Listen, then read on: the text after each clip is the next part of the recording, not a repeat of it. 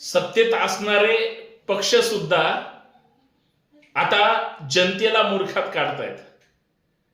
म्हणजे जे सत्तेच्या चाव्या, तिजोरीच्या चाव्या ज्यांच्याकडे आहेत ते सत्तेमध्ये येण्यासाठी, दुसऱ्या तिजोरीवर ताबा मारण्यासाठी एकमेकाचं वस्त्रहरण करतात.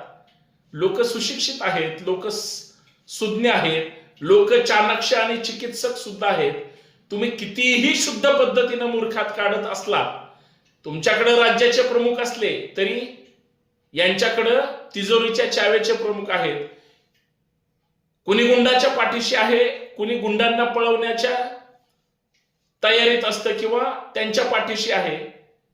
परंतु चांगल्या लोकांना मदत करायला यांच्याकडे वेळ नाही आणि समाजामध्ये लोकांमध्ये दहशत निर्माण करायला यांच्याकडे चांगले उमेदवार नाही, तर गुंडांच्या टोळ्या सुद्धा आहेत. हे सगळं कळतंय.